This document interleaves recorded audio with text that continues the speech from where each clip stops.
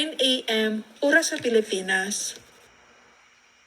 Ayun, simple na siguro yan. Posible naman. Ha? Sa senaryo na yan, ano kaya? Nagkasala ako o ano ba?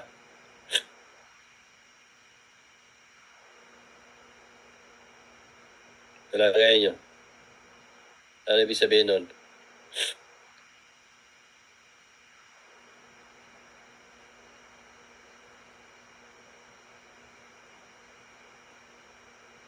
Ano mo, miski yung mensahe para makita nila. Okay. Kung konting analyze lang, may oras pa naman tayo. 3 o'clock pa lang. Oo. Kasala ka, wala Ha? man ka mananghid. Kasala ka, kaya wala man ka mananghid sa tagiya. Wala man ka man paalam. Sige. Si Daniela, nakasala ako. Sige. Sino pa? Wala sir nurse kay ako sa nurse. Kay nanangid man ka pero wala may tao sa balay, wala sila kakasala. Isa yung pananghiran. Nagit May magka, tao wala sa itaas balay. Ha? Sige. May Hindi ako tao. nakasala. Wala po daw Sige. kasalanan. Bakit? Kasi walang tao, biyanan nyo naman ng may-ari, bali isang pamilya na kayo, Oh. part na kayo ng pamilya nila, bali kahit yung sa inyong pag-aayos, kanilang pag-aari, may karapatan kayo kasi pamilya na kayo. Sino pa? Maraming salamat.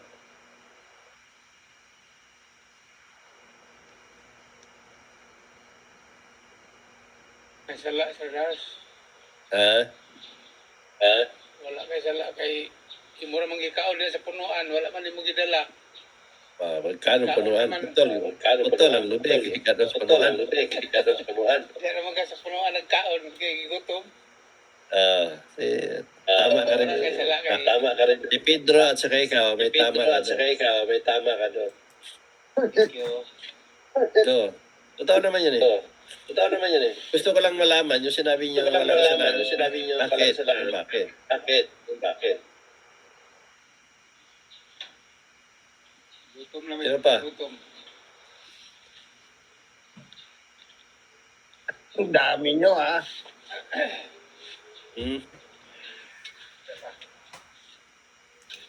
Kaya gisala, kaya nurse kay Igor ang ganit.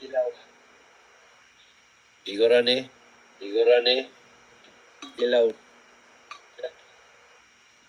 Tilaw? Anong tilaw? Igor ang ni kaon mo.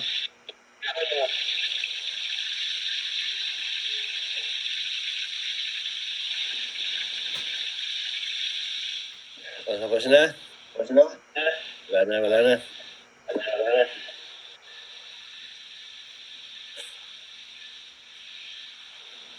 Nabutok pa.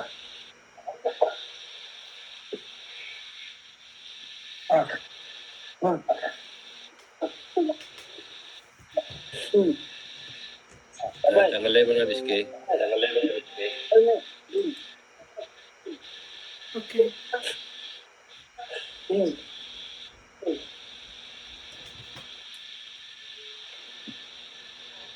May nakaon naman. Nakasala at saka hindi nakasala. Paano niya patunayan na hindi ako nakasala?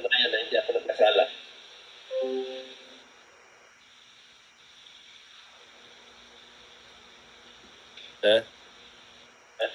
Hindi ka nagkasala, brother nurse. Kasi kinain mo naman yung at sapat lang ang kinuha mo. Bakit ako hindi nakasala? Kasi hindi ako nahingi ng kapatawaran. Ako lang yung Hindi mag-realize, na ako lang humingi ng kapatawaran. Sabi niya, diba? Patawad, nursing, sa nagawa sa'yo. Ibig sabihin, siya nagkakasala. Bakit? Kasi nga, hindi niya ako kinilala, tinuring na isang anak sa asawa sa anak niya. Bakit niya ako tinuring? Kasi nagalit siya na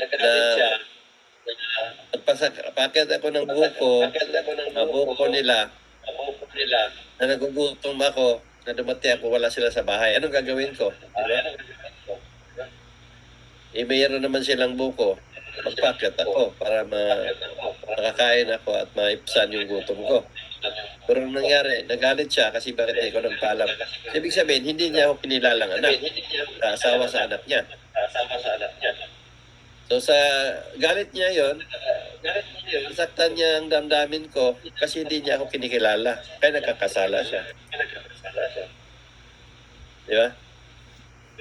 Kaya humingi siya ng kapatawaran kasi na-realize niya na malaki ang pagkakamali niya. Na hindi niya ako tinuring na bilang isang anak, asawa na ng anak niya.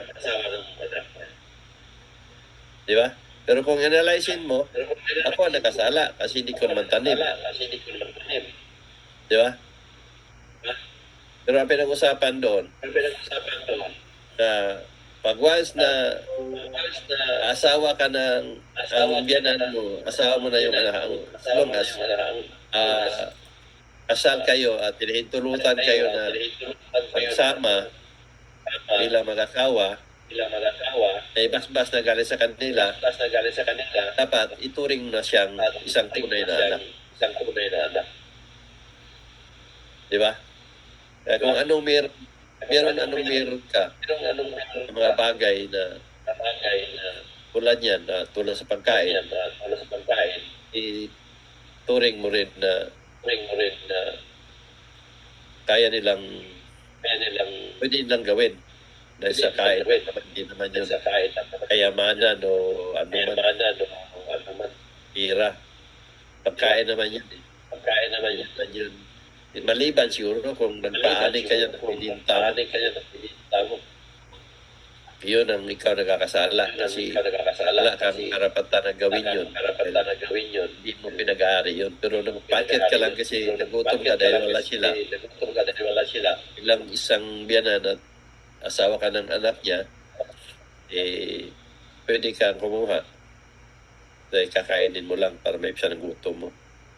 So yun yung sinasabi ko na marami ang mga bagay na hindi alam ng tao kung saan sila nagkakasala. Pero sa definition ko ng kasalanan, yung tuwing nakasakitan namin, lagi mapasok ang kasalanan. Sa ginawa ko, wala akong nasaktan namin. Kasi tinuturing ko sila na tatay ng magulang ko. Kaya ang tawag ko sa kanila, itay-inay. Ikaw naman, tituring mo rin anak yung mga asawa ng anak ninyo. Kasi kinilala kayo mag-isang magulang. Di ba?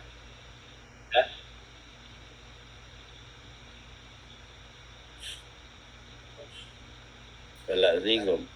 Hindi mo sugot yun sila. Sige, tanayan ng inyo. Tama naman. Ha? Pag meron kayo mga asawa sa anak ninyo, ano ba pagitungo nyo sa kanila? Away? Ayaw talaga. Sige, kaaway niya talaga yun. Kaya maraming mga bina na galit na galit sa mga hipag, galit sa mga asawa. Di ba? Talaga, payag talaga sila. Di talaga sila payag na ano.